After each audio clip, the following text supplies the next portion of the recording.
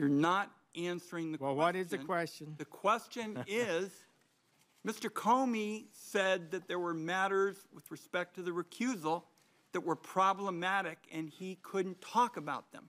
What are they? Why don't you tell me?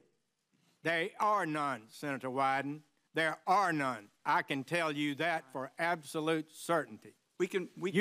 This is a secret innuendo being leaked out there about me, and I don't appreciate it. And I've tried to give my best and truthful answers to any committee I've appeared before. Jeff Sessions calls claims he colluded with Russia for Trump a detestable lie. Attorney General Jeff Sessions has insisted it was a detestable and appalling lie to suggest he was aware of or took part in any collusion between Russia and the election campaign that sent Donald Trump to the White House last year. Mr. Sessions, a close advisor to Mr. Trump during his presidential campaign, faced more than 2 hours of tough questioning in front of the Senate Intelligence Committee, where he vowed to defend his honor.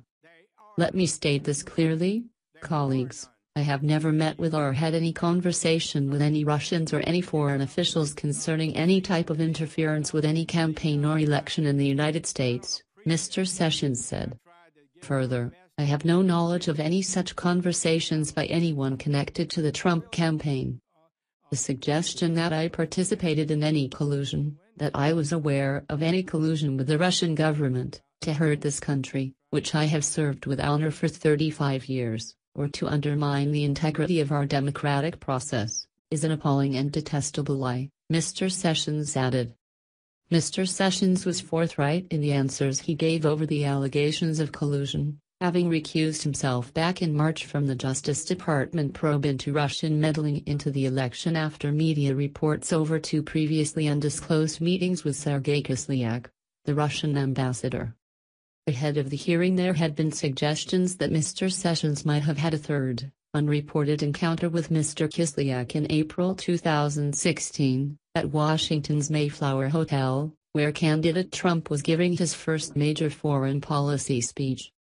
Mr. Sessions was adamant that he did not have a private meeting with Mr. Kislyak at that event. He did allow for the possibility that he encountered him in a reception that he said was attended by a couple dozen people, though he said he had no specific recollection of that. The Attorney General testified that he recused himself from the current Russia investigation only because of a regulation that required it because of his involvement in the Trump campaign. Many have suggested that my recusal is because I felt I was a subject of the investigation myself, that I may have done something wrong, Mr. Sessions added. That was not so, he said. And while he had recused himself from the Russia probe, Sessions insisted, I did not recuse myself from defending my honor against scurrilous and false allegations.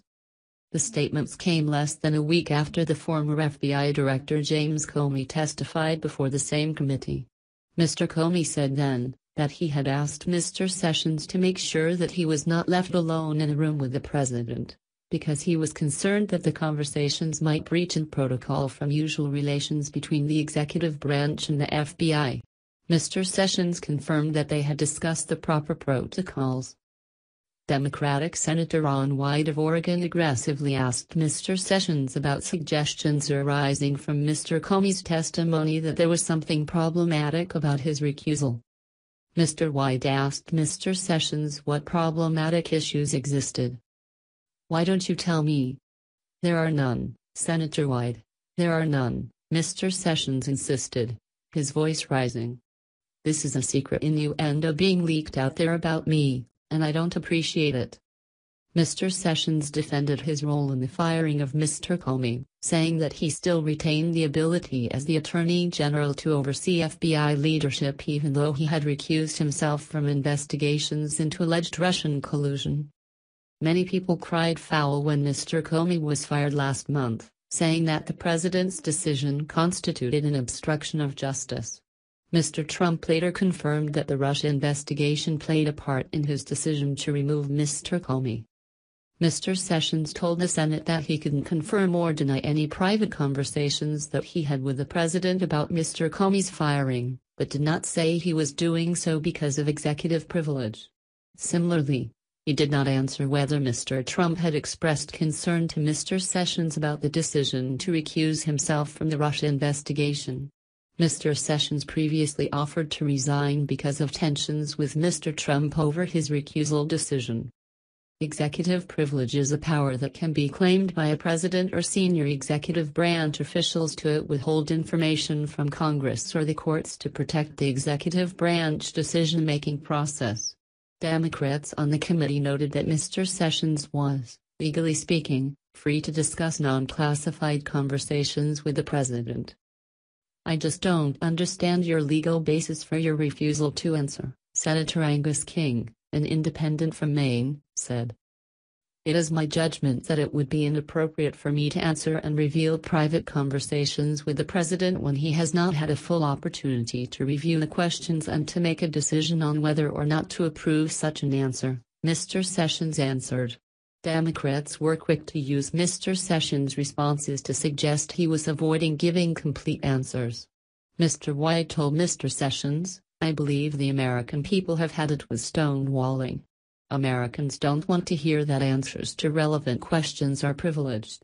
"I am not stonewalling," Mr. Sessions replied. Senator Martin Heinrich went further. "You raised your right hand here today and said you would solemnly swear to tell the truth. The whole truth and nothing but the truth. Now you're not answering questions. You're impeding this investigation." Senator James Lankford, a Republican from Oklahoma, defended Mr. Sessions' decision not to discuss his private conversations with the president.